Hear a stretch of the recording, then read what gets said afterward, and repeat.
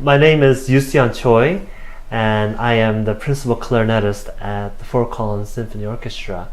I am from Korea. I was born in South Korea, and my parents kind of moved out to San Francisco for about 7 years because my father had a job there and in the U.S. Steels. And I got to be able to learn the tradition of American band music from early elementary school. So my first inspiration actually came from a clarinetist in one of the bands at Ignacio Elementary School. And what she did was that they do demonstrations of instruments, and she stood up and played this beautiful melody, and I fell in love with the sound of the clarinet right there. And I begged my mother if I could play the clarinet, and that kind of started it all. But I was very fortunate enough to have a private teacher right from the get-go. So there was Miss Han was her name, and she kind of taught me the basic fundamentals of how to play the clarinet. Now, and my whole family went back to Korea because my father had a transfer. So we went back, and my Korean wasn't very good. So my parents were trying to get me to play tennis, and I tried out for a tennis tournament. That didn't go well. And then I met another teacher by the name of Woo Jung, who was the principal clarinet at the Busan Philharmonic at the time. He studied in Vienna, and he kind of taught me how to finesse my techniques a little bit. And after that, I entered Busan High School of Arts, where I went into music professionally right from high school, and went into undergrad in Dongha University in South Korea. And after graduation, I was still not satisfied with my clarinetistry, and I had so many questions, and that's when I decided to study abroad, especially in the United States, because I started with band, and I love band music. I know people might think weird of me, but that's kind of where I really followed up and wanted to study in the States. So I got accepted at Indiana University, Bloomington, and studied with James Campbell for 2.5 years, and then went to the University of Illinois at Urbana-Champaign, and I studied with Professor J. David Harris. And after that, after graduation, you have to find a job. So after graduating, I was very fortunate and lucky enough to get a job in Montana, Great Falls, Montana, and was the principal clarinetist there, and worked as a professional woodland quintet in the Chinook Winds. So that was a very good experience. And during my employment in Montana, I found an opportunity that there was an audition down here in Fort Collins, Colorado. And we drove down with my wife, Uhi, and we took the audition, and I feel like everything is luck. In the auditions, you go into the green rooms of an audition process, and you hear so many wonderful, great clarinetists. But I don't know what it was, but I was very, lucky to get this position. And as everybody else knows, Fort Collins is one of the beautiful cities in the United States. So we decided to hopefully move down here. We're trying to find some other ways to get down here. So that's kind of like in my process right now. My audition was 2 years ago, and my first performance with the symphony was Nutcracker. So right from the start, it was Nutcracker, hard at work, and it was the first time that my wife saw the production of a Nutcracker in the States. So that was kind of inspiring as well, and it was very delightful for her.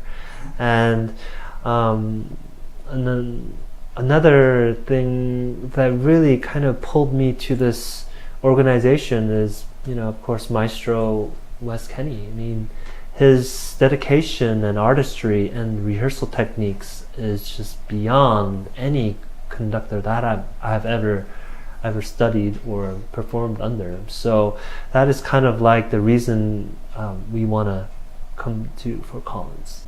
Right now I am living in South Korea. I have a year off with the Fort Collins Symphony because there were some visa issues with immigrations and stuff like that.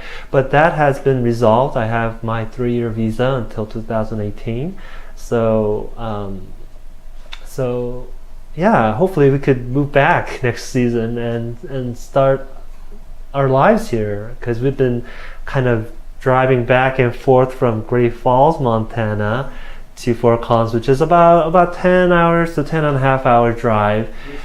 Yes, which is okay, but in the winter times it gets icy, it's pretty dangerous. So I'm not saying that Montana is bad or anything, but it's just that Colorado, this region of the state, is just so beautiful, and we want to kind of dedicate our lives to this place a little bit in our lives. My wife and I, Ujeong, we have been married for about 4 years, and no, we don't have any kids at the moment. We're working very, very hard, and sometimes it feels like it's a full-time job just to get, every month you gotta be, but yeah, we're working really hard try to get a baby, and because we don't have insurance, health insurance in the States, that was another big reason that we wanted to move back to Korea for about a year, just to get a healthy baby, and to save some money on the medical bills as well. So that's kind of a lot of stuff, kind of a lot of elements kind of gathered together so that we could, made our decision to be in Korea for a year. I used to play in Great Falls, Montana and Colorado, Fort Collins, Colorado, but I have resigned my position at Great Falls, and right now in Korea, I'm trying to get my name out there for the year, but I am playing in an orchestra called Messina Philharmonic, principal there, and I am involved in a non-profit chamber group called The Soloists.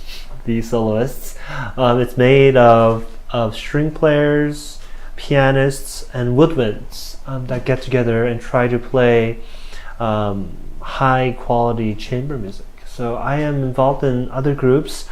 Right now I'm totally full-time focused on trying to make a baby for our parents. So that's kind of the priority goal for us right now. And just being here and for the week for doing the Masterworks Series 2 has been a phenomenal experience. As a musician, we have similarities with athletics, professional athletics. Professional athletes. Sorry. You don't see a major league pitcher just because he has a couple months off just stop working his body. You have to keep your momentum and your standard physicality going. So even if I don't have a concert, I would practice about 3 hours a day just to keep myself going. If I don't have any materials, I'll get an etude book or music that I have not been performing that I wanted to perform, just to keep my chops up. When there is a performance, I have a routine that I do. I don't want to focus too much on fundamentals because there are other aspects of music that I have to learn, context and fingers, rhythm, pitch, and all that sort. So I would focus about 30 minutes on fundamentals and just getting my body to work with the clarinet, and about 3.5 hours, I would probably commit myself to the orchestra work. So if there is a lot of music like this concert where it's just a monster for the clarinet, there's so many notes, I started practicing 3 months in advance just to get myself going.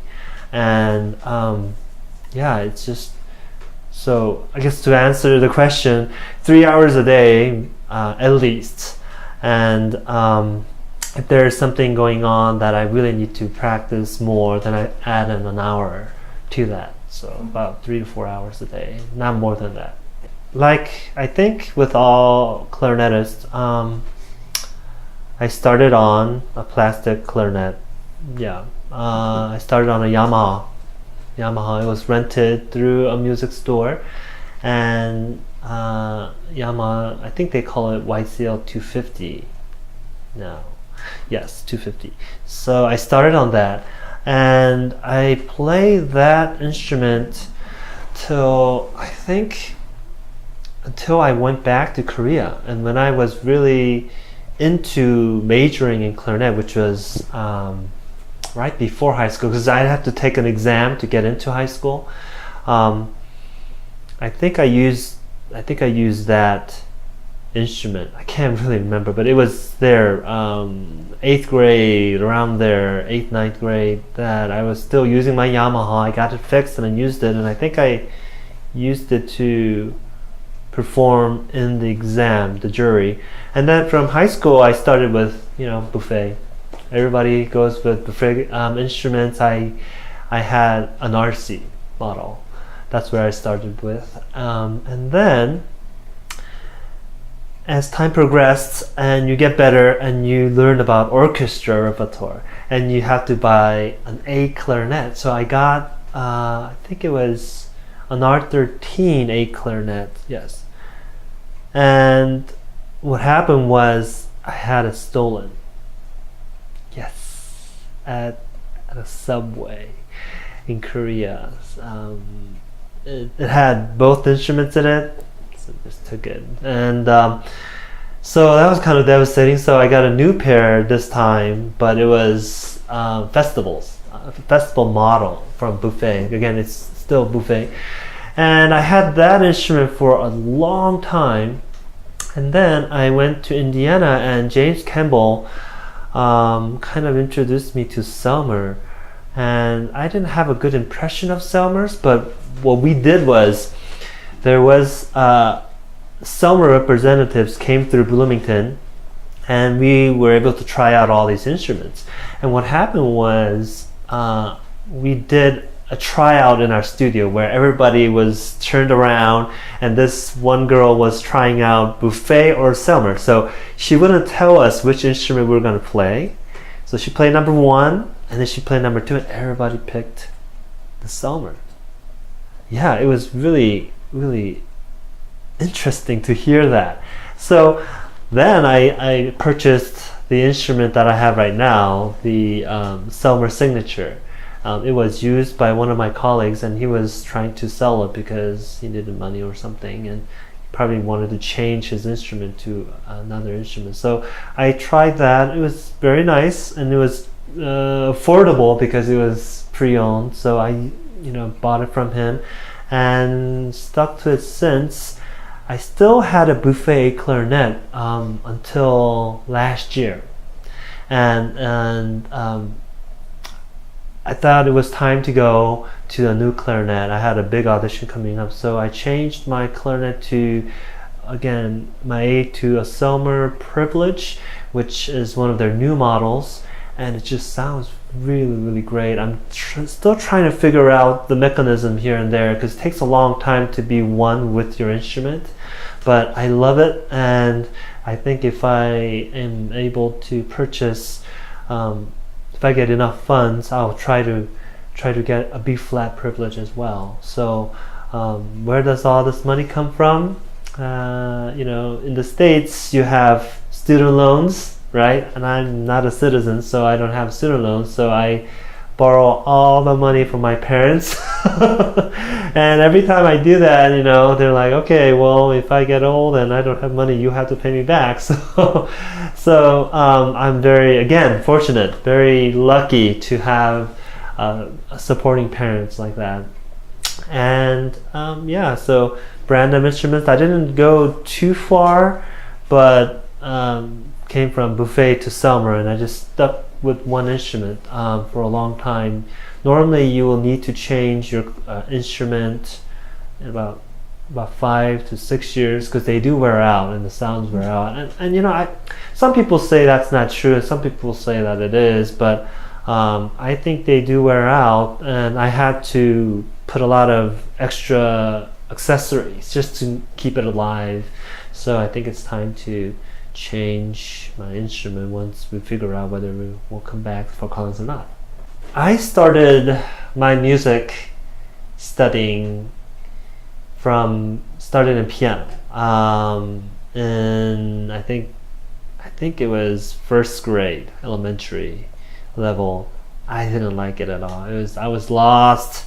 I was intimidated by the teachers. I mean, they weren't friendly. They had all these students, and in Korea at the time, which is in the 80s, they had this really big boom of classical music, and piano institutes, after school programs were a big thing. So there were kids in music institutes with pianos, and so I guess the teacher were really busy, but it was just frightening to even go to these places.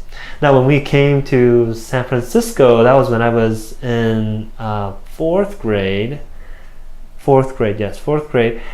and there was a local Korean pianist, and she was kind of nice, and my mother wanted to have all three of us. So I have two siblings, and she wanted all of us to have a little part of music in our lives. So that was all my mother's grand plan of being a little bit of athlete, a little bit of musician. So she wanted culture in the family. So my parents, my mother, they can't sing at karaoke. Yeah, and they were really poor, back in the day of the early Korean society. So they didn't have time for music, or they didn't have time for athletes, and they wanted us to enjoy that. So that was her plan. So we started on piano, or all three of us started on piano, and then I started on the clarinet. My second brother started on the flute, and he could still play. And my youngest one, the trumpet wasn't good at it.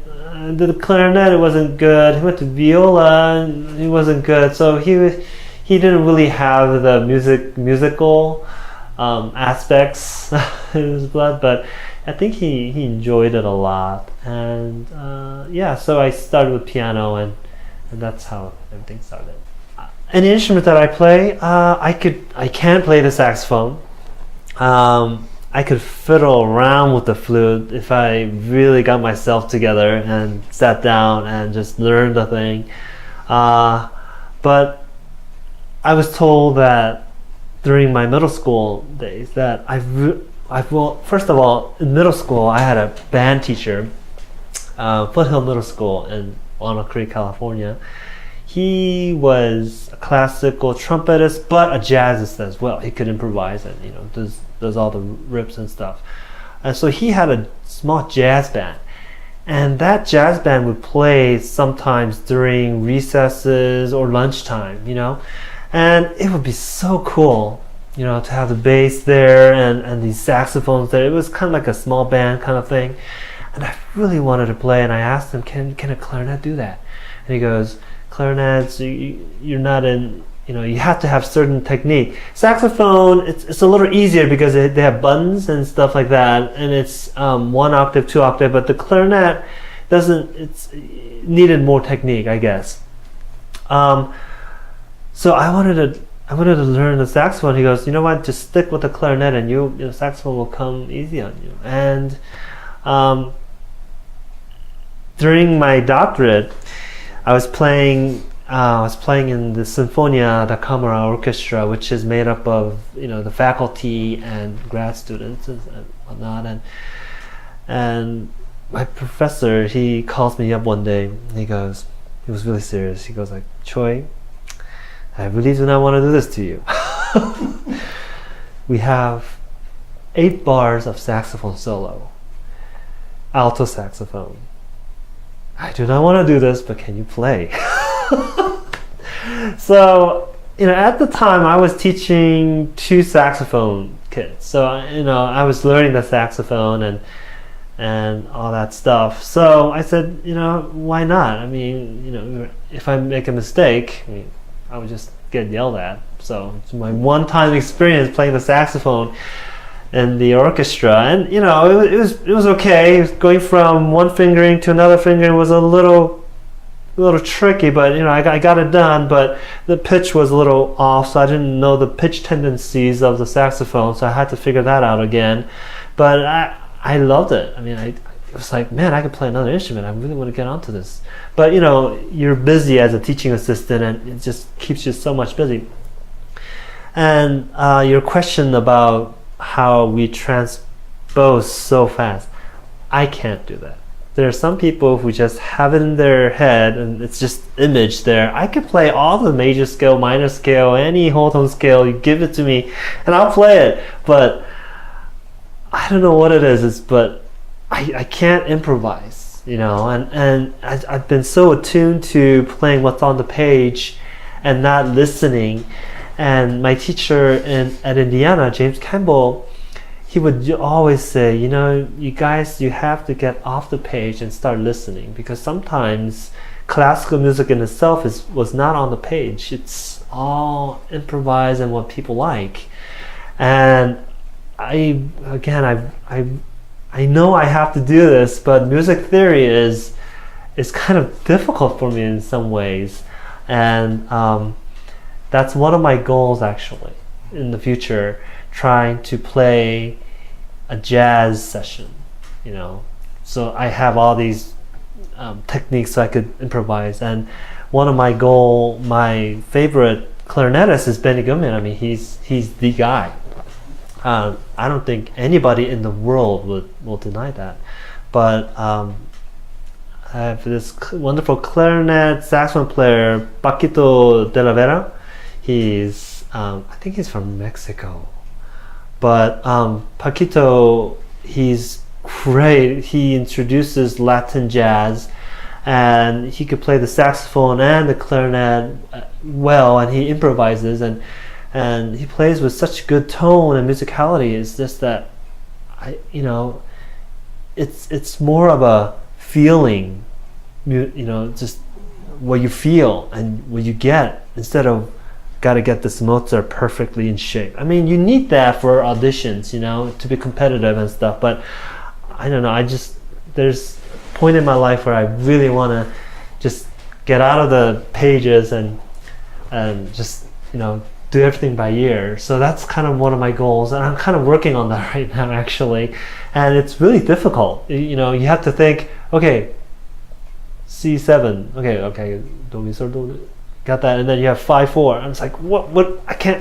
It's not fast. So I'm still thinking in the page. So a lot of jazz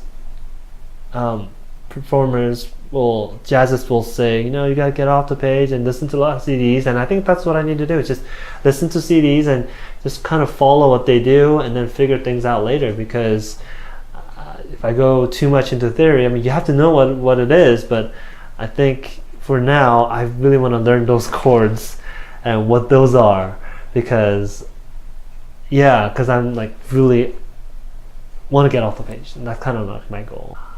I live in the second largest city in South Korea, Busan, which is in the south part of the peninsula. That's where it's where all the big transport ships come in.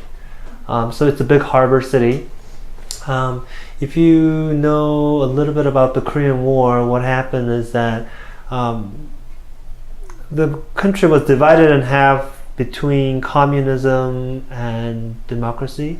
And what happened was that the North Koreans, getting kind of, military-esque, came and pushed us down. I think within weeks, within a week or so, a couple of days, pushed us all the way down to our city, and that was it. I mean, one small city was the only fine hope, and then the UN and the American soldiers came and pushed all the way back up, with General MacArthur having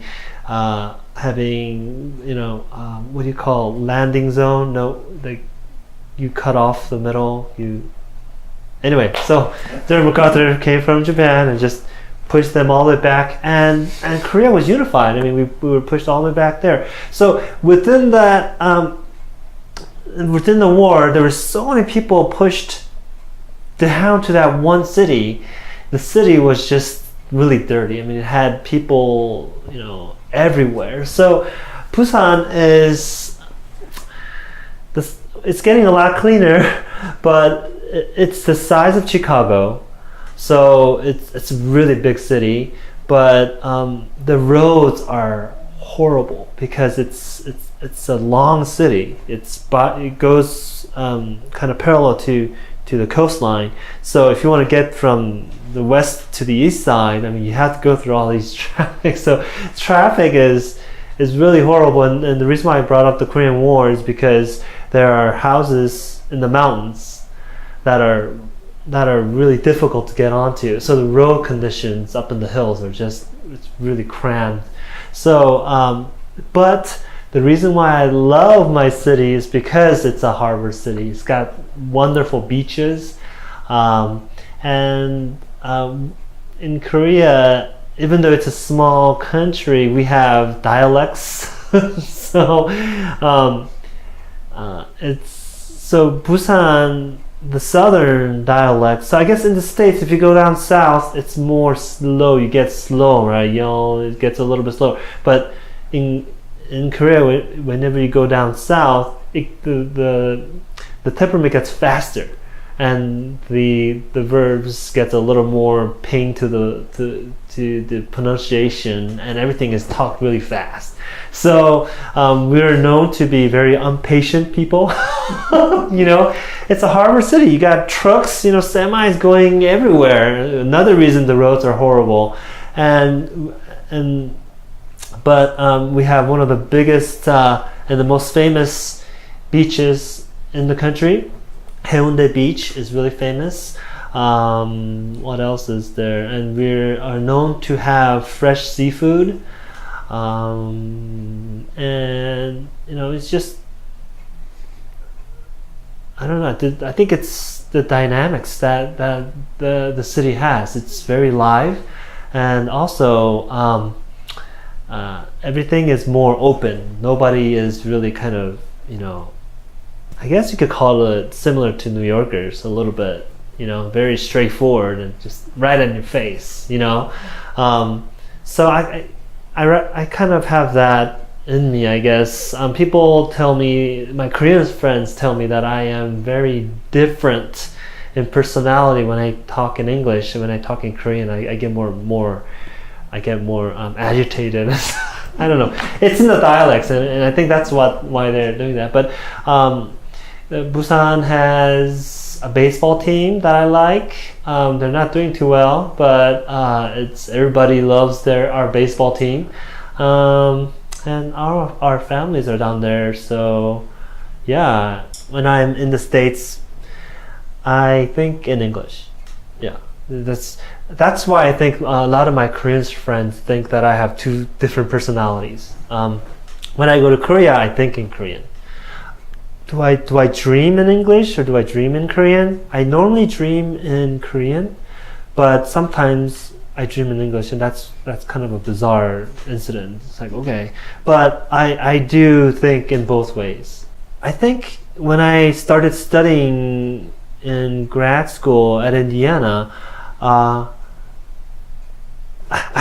was meeting some friends because my English, I could communicate, but my English wasn't that good because I went back to Korea during my middle school year, 8th grade. So my English wasn't really like fully developed yet.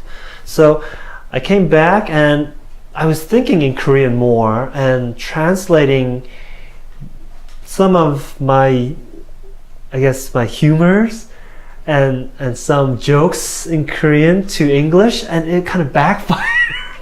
Yeah, so I don't have an example now, but yeah, it was really difficult, and to try to understand both worlds. I mean, they were Korean students there too, but I had to kind of shut my Korean side off to be with my American friends, and then when I was with my Korean friends, I had to kind of shut my American side off. So to answer that question, I have both. I have kind of a switch that goes back and forth, and my wife thinks that too. When I come into the States and when I talk in English, I have more of a gentle personality and atmosphere, and then when I go in Korean, I become more of a. I think that's a cultural thing too. You know, in Asia, still men are more. We are this guy, and you guys are, kind of thing. So I think that is still kind of embedded in me a little bit in my DNA. So yeah, so I kind of switch back and forth.